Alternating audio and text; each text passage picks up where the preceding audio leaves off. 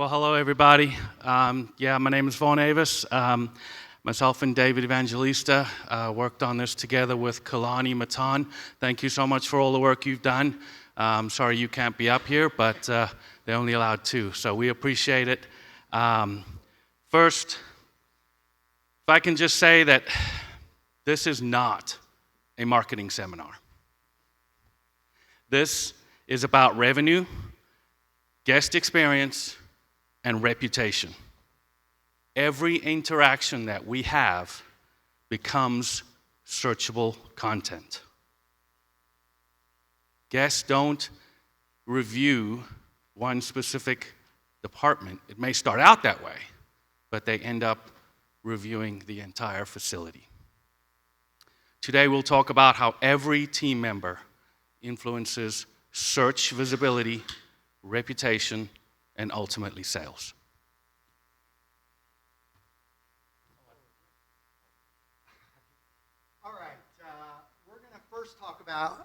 We're first going to talk about how we get an online reputation. What I'd like you all to do right now is pull out your phone and Google yourself. Use any other identifying things, like I Googled David Evangelista golf, because there are other David Evangelistas out there. And I really saw some things about myself that were depressing. So I'm just curious to see if anybody sees anything that they did not expect. And you can also do this with your golf club. What are people saying? Is there news? Is there photos? Are you in any videos? Has anybody, attached you to a post somewhere? And so you'll see things like that as well. So just curious about that. That should be something that you do often with your job. I mean, we all have personal reputations we want to deal with, but that's not here. So how we get our online reviews? Tell me, where are they coming from, our online reputation? We're getting them from reviews. What else? Where else do we get it? Social media, absolutely. Anything else? I'm sorry? Yelp, yeah, that could be some of the social media sites, business listing sites, different business websites. Also, the way you market yourself shows up in your online reputation. And then the last thing would be your brand voice. How are you talking about yourself and your business, your customers, your experience? So all of these things will add up to an online reputation. Let's dig into that just a little bit. You'll find out every touch point contributes to your online reputation. Let's start first with review sites. The five big ones, Google, Yelp, TripAdvisor, GolfPass, and Facebook, are the review sites that we deal with mostly on a day-to-day basis. But what's what's interesting to know is there are dozens and dozens and dozens, probably even more than that, review sites out there. Some are small, some are bigger. And so it's really important to understand what's being said about you. A way you could do that also is set up Google alerts for your golf course. I'll go to the next one. So it's the review sites, and then we'll go here. So what are some of the best practices for dealing with positive reviews? All right?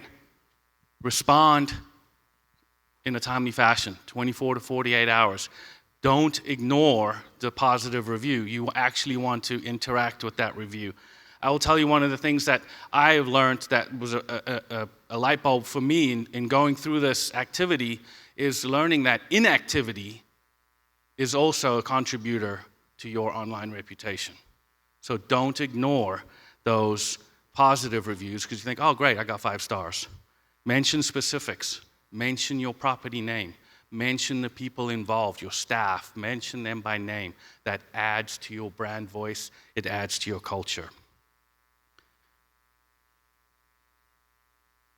What are the best practices for contributing to negative reviews? Actually, I'll go back one as well. It was mentioned earlier, but I think someone over here. Don't let AI generate all your content. Have that personality touch. Negative reviews, respond again. Respond. Don't ignore. Move it offline. We've all heard that. Offer them the opportunity to get in contact with you to ensure that they have an amicable outcome to their reaction. And then, once you've responded to that negative review online, you've dealt with the issue, you've got a positive outcome, go back to that negative review and interact with it again. Extending your brand voice, extending your reputation online. Because when people search, that comes up. Don't blame the guest, please. Don't argue publicly. Again, move it offline. All right, let's do a little exercise. Here are 3 different reviews. Let's look at that first one. It's a 1-star. Food took over an hour and nobody seemed to care. I know we have never heard that, but that is out there in the universe, so we should talk about it. Does anybody want to take that? Who should respond to something like that? What tone should be used? And what should never be said in this instance? Nobody's had to deal with that? Go ahead, Ryan.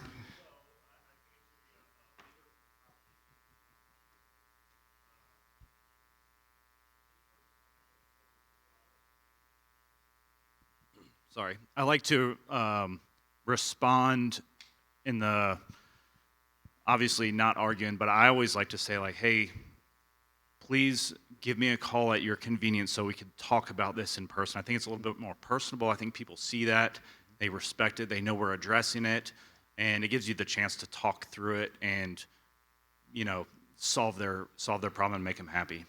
Yeah, you just brought up a great point. I mean, we're all going to get bad reviews. We're going to have a bad day. You know, we're going to be short-staffed. The pace of play is going to be long. The banquet food came out too late. Things are going to happen, and that's fine. It's okay. If we respond to it online and people are seeing that we're actively taking care of our customers and trying to make the experience better, people will let those things slide. And in fact, it kind of makes you have even a better reputation for that. So that's good. Thanks. Next one. This is an easy one. 5-star rating, best patio in town. Emily behind the bar was incredible. Anybody want to take that one? Who should respond? What tone should you use? And what should never be said in a situation like that? Anybody had an experience with that? Oh, all right. Yes.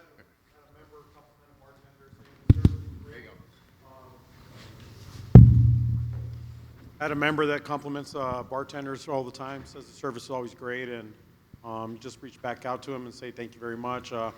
Obviously, shout out to the employee and post it for the staff. Share it with the staff and share it with the employee as well, and let them know that they got a positive review. Agreed. Thank you so much. Property leader again, and then acknowledgement of the staff involved. Awesome. Then the last one was, course was great, but banquet service was slow. Was chaotic. That was a Kemper course that I pulled that review from. Who would like to respond? Yes, sir.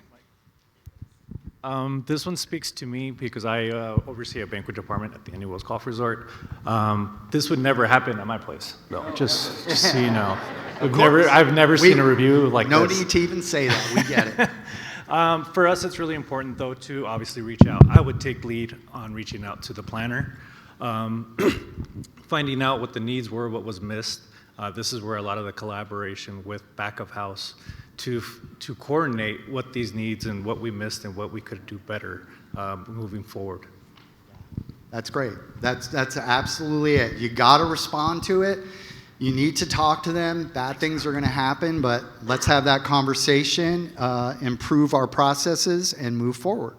Hold on for a sec. On that one, there's a comment there that the course was great. So I think you also always try to take a positive, find any positive you can in their negative response. Great point. And say thank you for that, right? And kind of lead with that in, because I think acknowledges that, hey, we didn't screw everything up, right? And it makes it feel more like a one-off, not like a trend. Yeah, and it's another way to get your brand voice out there, right? To get people to talk about your club again. So look at, they're taking care of it, and the course is good. We know the course is good. So, and then they took care of the banquet issue. Again, I think, the title of that slide is definitely misleading because it's never ignore. It's respond or respond. It's never ignore. Defining your brand voice, all of that to say you got to define your brand voice. To the positive comment that was up there, the 5-star, you could say something like, thank you for your feedback. We appreciate your business. Very generic, very kind of blah, very vanilla. Or you could say, thanks for visiting Brickwood. We're thrilled you enjoyed the patio and Emily's service. Hope to see you after your next round. The more specifics you put in there, the more opportunity you have to show up in searches. Okay, the next place is that affect your online reputation or all the business listings. Your Google My Business page, your Yelp business page, or any of the places that you have business listings. This is important where customers can find out updated hours, and then categories. Like in Google, for example, on most of our places, we'll have golf course, practice facility, restaurant. But we could also add up, I think it's up to 10 categories. Yes, 10 categories. You can add instruction. You can add golf merchandise. You can add banquets, weddings. I mean, whatever you're doing there, add that as a category. It's going to help your search. Make sure your photos are fresh. Get them updated. Business photos show up first. So let your photos be the ones that people see. Make sure you get active reviews. Reviews are a good thing, and the more positives you can get, the better it is, obviously. So if you're talking to a guest or a member who's having a great experience, there's nothing wrong with saying, hey, would you mind getting online and telling people about what a great experience you have? It's never a problem to ask that question. And then also your responses to the reviews are going to be in there that people will see. And then you just want to make sure that you have consistent information everywhere. If one business listing on Google says you close at 6 o'clock, your restaurant, and then another listing says it's 9 o'clock, that causes confusion. So we want to make sure that all of our different business listings, all the different ones you could see, Google Maps, Apple Maps, Yelp, TripAdvisor, Golf Pass, all of those, you want to make sure your information is kept up to date. And one more time, inactivity hurts visibility. Doing nothing here, no bueno. Social channels, same thing. We have all the different social channels, Facebook, Instagram, YouTube, TikTok, you name them all, we probably have them. Again, inactivity hurts visibility. So if you open a social media site, let's say TikTok, and you post once and then don't post again for years, it doesn't make you look good online. It's like, what are these people doing? They're building all these things and not using them for anything. So use the social media platforms that you know work for you. It's typically Facebook and Instagram in our world. And make sure that you're active and consistent on those. Respond to any questions that people ask, and then publish your distribution. For example, if you have an event that you want to promote, if you promote it through Facebook events, that's another way to get your name out there through search visibility. So social channels. Your facility website is a huge piece to your online reputation. This is where your brand voice comes out stronger than ever. Again, make sure it's current. If I go to a website and see a menu from 2025 on it, that's not good either. Respond to your leads, and this is where you tell your story. And it's just important to make sure that we are utilizing getting people back to the website. For example, let's say you're getting a ton of online reviews about course conditions. They've gone down, you had trouble with greens, something to that effect. What you would do is you could put something up on your website about what am I doing to improve the conditions at my golf course, share updated pictures every week, updated information, and then as you get these online reviews, you send people back to your website to take a look at what you're doing about it. Okay, it's another way for people to see your review. Oh, they're in bad shape. Oh, let me go to the website and see what they're doing. Oh, I can see it's improving. So your website is great for that as well. And so when you put it all together, this is probably the best picture to take of what we have, but you all be getting these as well. You put it all together, your review sites, your facility website, your social channels, and your business listings. All of these are caused by make up your online reputation. And if you learned one thing from this little piece of our presentation, inactivity hurts visibility. I can't say that more. And the numbers prove it. So your online reputation is your first impression. It's the first thing people are going to see. 15 to 30% of Google searches now contain AI overviews. And we'll talk a little bit more about that in a second. 25% of customers use AI search regularly. I have a 19-year-old daughter. She uses Chat GPT for everything. Yeah, she's going to pay for that. And then reviews can negatively impact, negative reviews can negatively impact everything you do at your property from a revenue and service standpoint. So again, making sure that your online reputation is clean and positive and moving in the right place is so important. Those stats were put together by AI, so they might not be right. Yeah, I think one of the key takeaways on that is that guests will see your reviews before they see your website. They will see what other people think about you before you think about what yourself. So how is AI in the future of visibility? Again, another learning point for me, AEO versus GEO. As a show of hands, how many knew what that was? Come on, be honest. I didn't. I certainly did not, right? Answer engine optimization. Thanks to Kalani for teaching me both of these points. This is awesome. All right, that is where you're looking for a single answer. What is the best golf course in Maui under $20? And by the way, that came up with a zero search. No, I'm kidding. All right. And then generative engine optimization. Try and say that 5 times fast. AI-generated recommendations. You're looking to say, help me plan a golf trip to Phoenix. We all know that Troon Vacations is the way to go as far as that goes. But for those people who are not familiar with Troon Vacations, this is where they're looking for the whole kind of package deal. Good job. Good plug there. It's a lot of stuff that they have to take care of, right? It's a ton of. Well, we heard earlier, probably every single property has a lot of social media options. They have a website. They have reviews they got to deal with. So how can we help them manage some of those day-to-days? Right. So we use a tool on the Indigo Sports side, and I think, Chris, are we moving it out? Is it going out to the Troon clubs too? This is a great platform. It's called Yext. And what it does is it takes all 4 of those areas and it allows you to make updates to those, updates to that information in real time. So if you want to update your business listings, you're going to be closed for Christmas, you want to get all of those sites in one shot, you do it from Yext. You want all your reviews to come in to one place, Yext is the place. You can respond, you can ask for it to be removed if it doesn't hit community standard guidelines.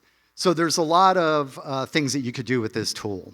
So we heard in one of the presentations a little earlier, and that ties into this, we could generate AI content and upload it to Yext and have that upload to all of our different socials, all of our different websites. Again, saving us time, saving us energy, rather than having to log into each and every single one. And every time hours of operation changes, how many times do we change hours of operations at the clubs, at the restaurants? Oh my gosh, all of a sudden 3 out of 5 are non-valid anymore. This is one platform that could help us to get all of that information across effectively and efficiently. It also has great reporting features so you can really dig into your online reputation and see what people really do think about you. It's a really great tool to get it all into one place. And then it just helps with everything, as you can see there. I think that's the biggest takeaway I've gotten from this whole conference is it almost felt like at one point, oh, this is an AI conference, because that's all we're talking about, it seems like. But really what we want you to know is that a lot of the tools that we already use have AI built into them to make life easier for you. So knowing that we have a tool that will help with some AI review responses, a tool that will help us update all those listings and use AI to do all of that makes us more efficient and better at our jobs. But authenticity will never, I'm sure someday it will be, but won't be replaced by AI right now. So it's important that we have our team and our own eyes on our online reputation at all times. For those of you who are using Yext now and want to dig into it more, reach out to your sales and marketing director. And for those of you who want to learn more about it, same thing. Reach out to your sales and marketing director, Kalani as well. He is the leader of Yext and does a fantastic job. So it's a great tool. And that's really the one thing that we just wanted you to all understand is that all of this is a lot. It's overwhelming and it's changing all the time. And having tools that help you manage that so you can get out on the floor and work with your customers is really what we hope you get out of this is I'm going to make sure I'm using my tools to the fullest. Again, I'm just going to say, and it ties in with one of the presentations earlier, AI can assist in our responses, but we as humans still build the relationships. Yeah. Don't lose track of that. Keep the authenticity, keep the human aspect to the reviews or to whatever data you're putting out there. All right, that's our final review, our final slide here, our final thoughts. What one thing can you do immediately to improve your online reputation? Did any light bulb go off for somebody to say, I'm not doing that, I got to go do that more? Again, for me, it was the inactivity hurts you as much as that negative review. The faster responses, the authentic responses, the generative material that assists in building your reputation online, maybe assigning one person, one leader at the property to respond to reviews so you have a consistent messaging, you have a consistent brand voice. Those are all tools that are there to help you. Updating your websites, keeping your information as up to date as possible. Those are key takeaways for me. Anybody else got anything? Did I miss anything? Add to that? All right, don't get a bad reputation. Nobody likes it. Thank you very much. Appreciate it. Thank you, everybody.